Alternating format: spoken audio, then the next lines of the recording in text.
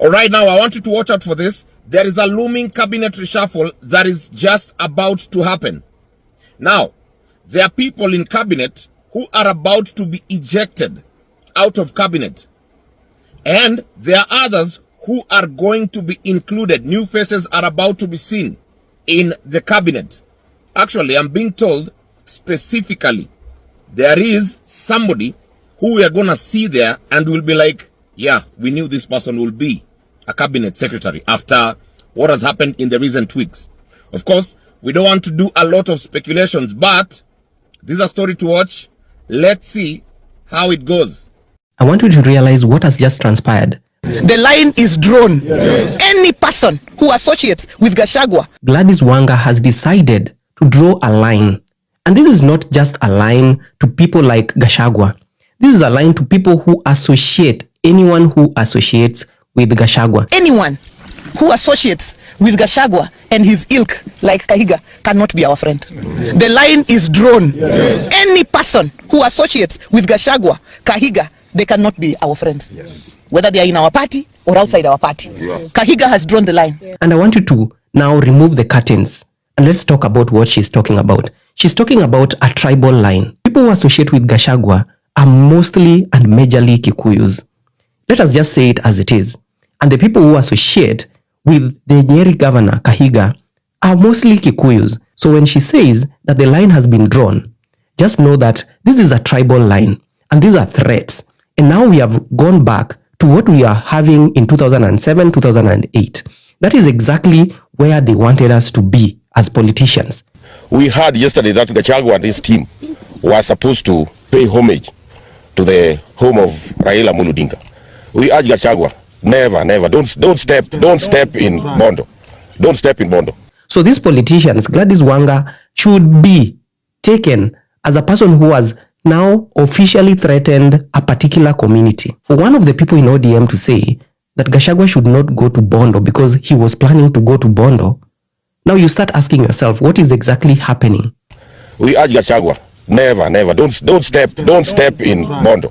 Don't step in Bondo. If you say that people should not go to Bondo, you've started drawing lines in the Republic of Kenya saying there are certain areas that people should not go, people from certain communities who are supporting certain people.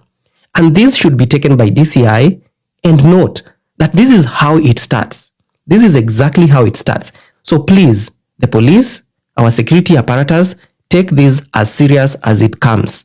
So please, let's be very careful on what we say because we need Kenya to be together going forward. We don't need to go back where we were. We are starting to draw lines in the ground. We are saying the line is drawn.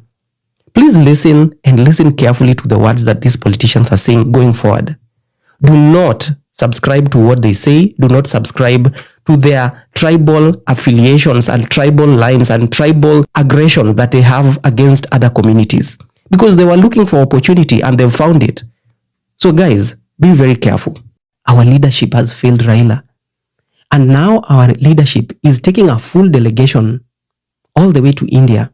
This same delegation was supposed to make sure that we have the right policies, we have the right systems, we have a healthcare system that works, and we have a healthcare workforce that believes that they will be paid at the end of each month. Baba is gone. But what lesson is Baba leaving for Kenyans? What lesson are you learning from the fact that Baba has died in India? We have a problem with SHA. We have a problem with our healthcare system in Kenya. That's why he was not able to trust the Kenyan system. Why would you think Raila would leave Kenya and go all the way to India? Why? Because there's something that Kenya is lacking. And that something is the healthcare system. And the healthcare system has seriously dwindled in Kenya in the past 3 years. Look at us. Doctors, nurses striking year after year. Look at SHA.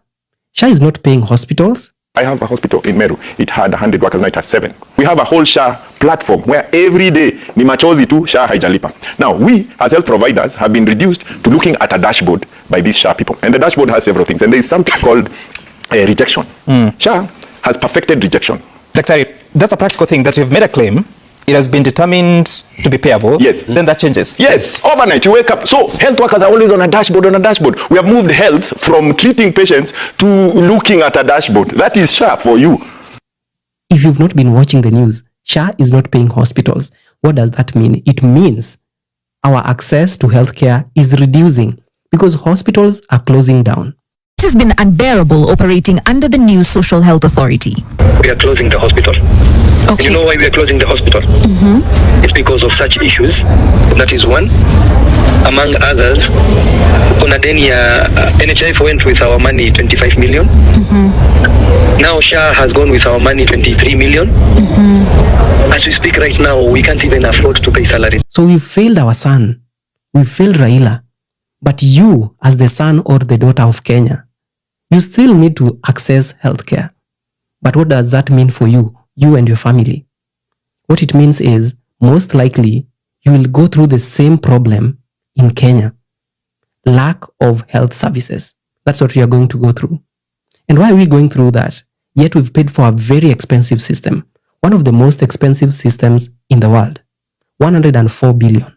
For a system that is not working, for a system that we as Kenyans cannot control. We cannot even open that system and check what's going on. 2.5% of what is collected every day by SHA gets lost.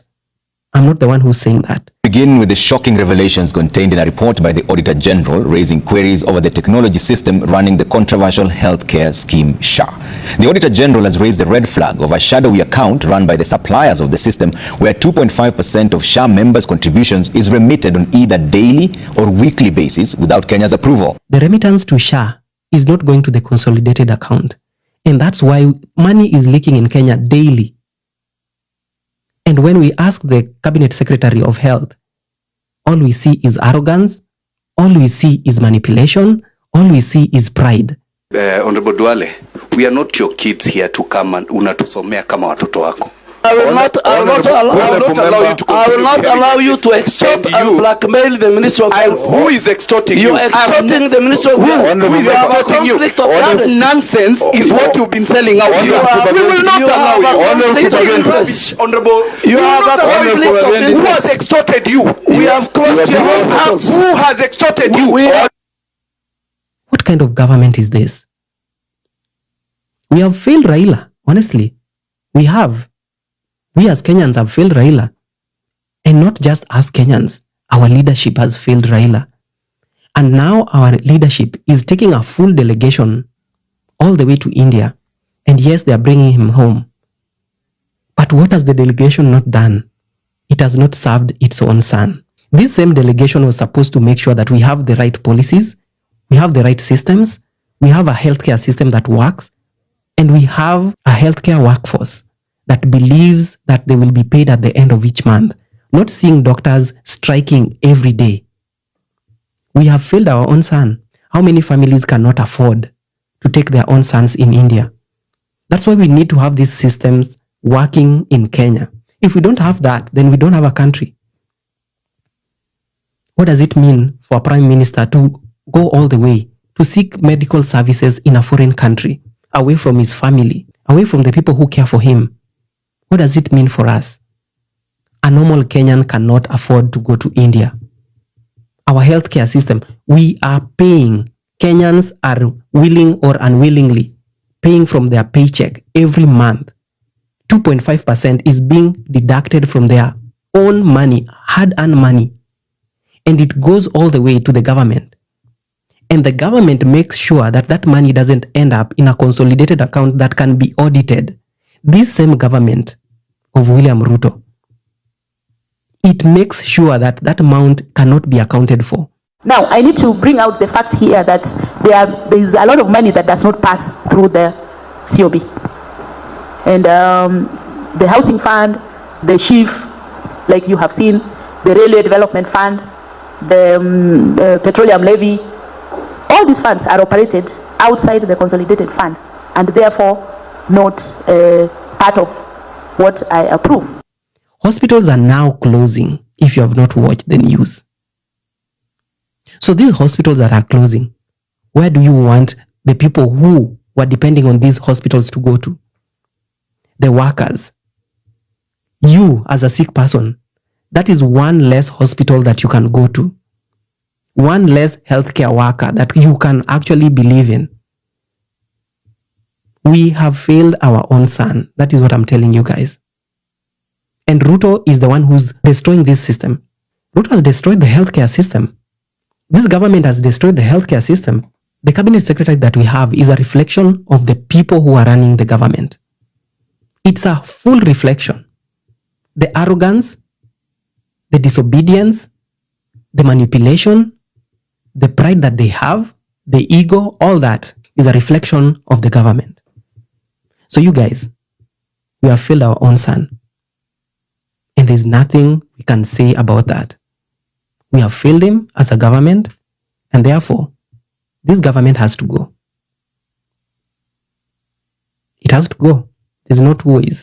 Na hiyo kifo ya Raila ni kama flood, maji, mafuriko. Itaosha ujinga mingi, both Central na Nyanza.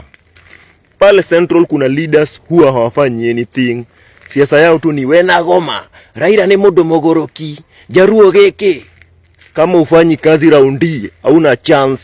Kazi yako inakuwa kutaja Raila ndio upate kuelektiwa. Home, direct, bila job raundi. Home, pale Nyanza, kuna watu wanakuwa wameshikilia koti ya Raila hivi. Miauru baba, baba konyo teach, baba malo. Kuna kitu kama hiyo, raundi bila job, home. Yo kifo ya Raila naenda kuosha upuzi mingi kwa ground. Wena modo kweri, jaruo geke. One mwamako baba, watu konyo baba malo. Kuna hiyo siasa raundi.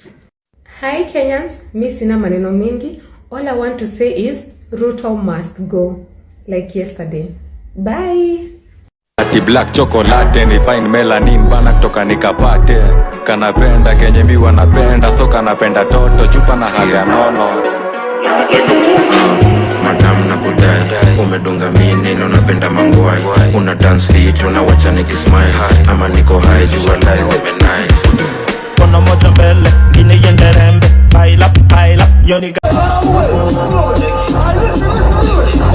Enyewe, Ruto must go. Enyewe, Ruto must go. By the way, Ruto must go.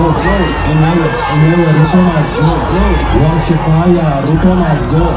Enyewe, Ruto must go. By the way, Ruto must go.